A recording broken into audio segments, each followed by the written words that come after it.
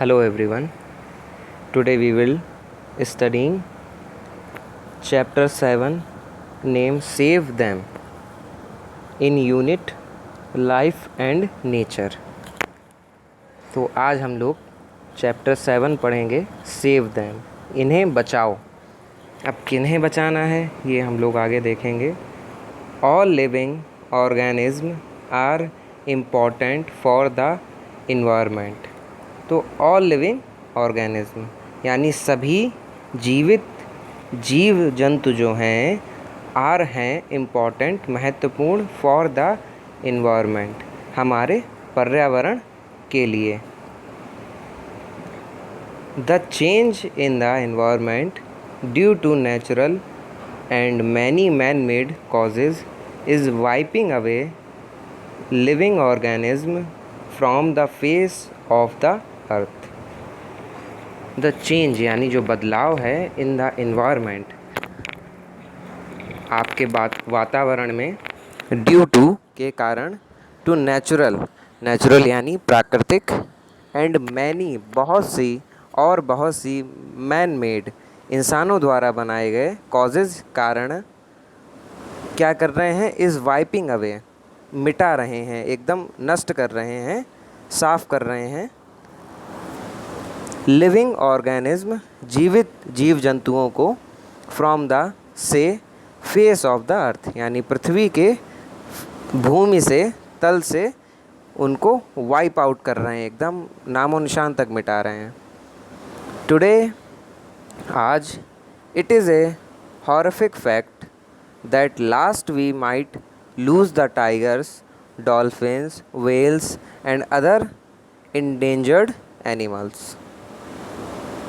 Today आज यह कैसा है, इट इज़ यह है, ए मीन्स एक, हॉरिफिक मीन्स होता है डरावना भयानक, फैक्ट तथ्य, दैट जो कि क्या है, लास्ट वी माइट लूज़ अंत में हम लोग क्या करेंगे, लूज़ खो देंगे, किनको, द टाइगर्स को, डॉल्फिन्स को, व्हेल्स को और अदर एंडेंजर्ड एनिमल, जो और एंडेंजर्ड एनिमल हैं। एंडेंजर्ड एनिमल ऐसे जानवरों को बोलते हैं जो विलुप्त होने की कगार पे हों, जिनकी एक्सटिंक्ट खतरे में हो। फिर आपको नेक्स्ट दिया है, fill in the missing letters to complete the name of these endangered animals and plants. तो फिल द मिसिंग लेटर, अब हम लोगों को जो मिसिंग लेटर्स हैं उनको फिल करना है, टू कंप्लीट पूरा करने के लिए, name of these endangered animal ऐसे जानवरों के नाम लिखने में जो ख़त्म होने के कगार पे हैं, एनिमल्स एंड प्लांट्स और पौधे। फर्स्ट है आपका, this species of canine is native to south and south east Asia.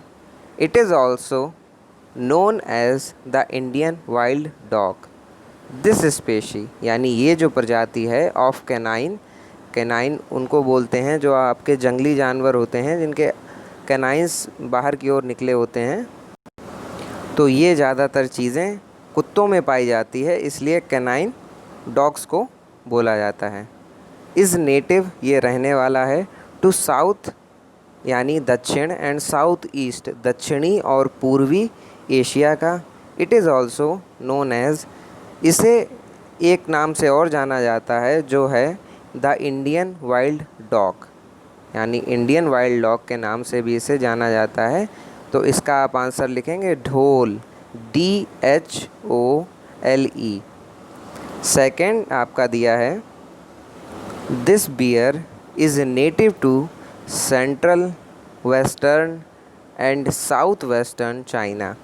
This bear यह भालू नेटिव है, निवासी है कहाँ का, सेंट्रल वेस्टर्न यानी मध्य पश्चिमी, एंड मीन्स और, साउथ वेस्टर्न यानी दक्षिण पश्चिमी चाइना का।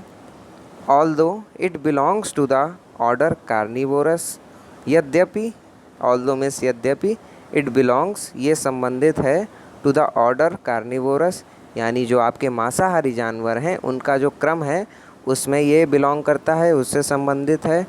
Bamboo makes up for 99% of its diet. पर क्या है, जो बम्बू जो बाँस है वो क्या करता है, मेकअप करता है, बनाता है इसकी 99% डाइट को, मतलब 99% भोजन इसका ये जो कंप्लीट ग्रहण करता है वो बाँस से ही हो जाता है। तो ये है आपका जाइंट पांडा। तो इसकी स्पेलिंग आप लिखेंगे GIANTPANDA, जाइंट पांडा। अब थर्ड देखिए, this moderately large cat is native to the mountains range of Central Asia.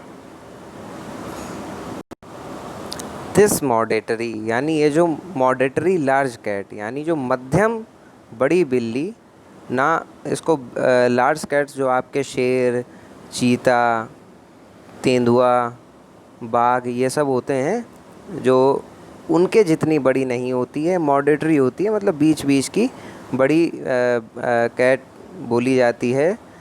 Is native रहने वाली होती है, निवासी होती है, टू द माउंटेन रेंज पर्वतीय इलाकों में, of central Asia Madhya Asia के, एंड ऑक्यूपाइज और ये अधिकार ले जमाती है या जगह छेकती है कहाँ कहाँ, द अल्पाइन एंड सब अल्पाइन एरिया, यानी आपके जो पर्वतीय पारितंत्र हो गया, जिसमें अब जो सब अल्पाइन एरिया होते हैं वहाँ पे क्या होता है, जो पेड़ होते हैं वो ज़्यादा उग नहीं पाते हैं, टेम्परेचर इतना ज़्यादा होता है कि पेड़ ग्रो होने से फेल हो जाते हैं, जो ट्री लाइन होती है वहाँ तक।